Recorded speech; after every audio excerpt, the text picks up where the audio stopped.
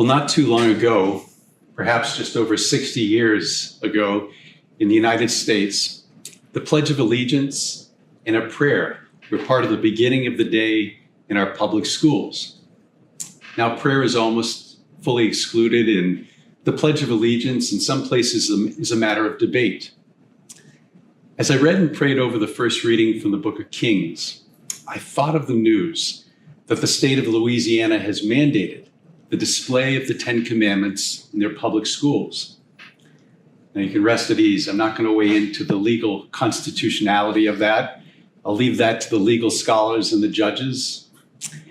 But I do see a parallel between this movement in Louisiana and the high priest Hilkiah finding the book of the law, which he gave to the scribe Shaphan, who in turn read it to the king. The parallel for me is this: the rediscovery of God's law and how we respond to it. All of us have been taught the Ten Commandments, we've learned the Beatitudes, and we've certainly heard many proclamations of the Word of God at Mass. Perhaps we've read part of the Catechism to better understand the faith. But as with the case of the people in the first reading, we might have put aside some of these instructions, either intentionally or unintentionally, that make up the law of God and the teachings of the church. We might be tempted to fashion our own way of living that's more convenient. In the case of the high priest Hilkiah, it was during the reparation of the temple that this book of the law was found. And so I started to think about maybe we have some similar experiences. You know, when you have to do some painting or home repairs, we've got to clear the workspace. We go through the bookshelves and the closets and all the other spaces. And every now and then, we rediscover a cherished book or some photos or letters that mean a lot to us.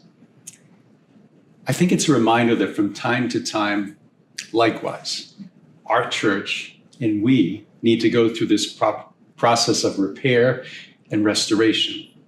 That we need to do this as families and as individuals. That we need to take the time to pray and reflect on how we were living and how our priorities stack up with our vocations and our relationship to God and our loved ones. Today's gospel from Jesus is a wonderful reminder that we should beware of false prophets, which could also include secular prophets, anyone who promotes a life that diminishes God's role in our lives. How well we keep God's law present in our hearts and in our minds will determine whether we bear good fruit or not. And the way that we can be sure we're on the right track is to know where our Bible is, to know where the Catechism and our other sources of faith are, but not just to know where they are, but to use them.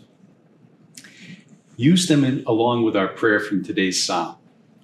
Teach me the way of your decrees, O Lord. If we keep that in our hearts and in our minds, we will always be on the right track with Jesus. And every now and then, we will rediscover anew God's law and how he wants us to live.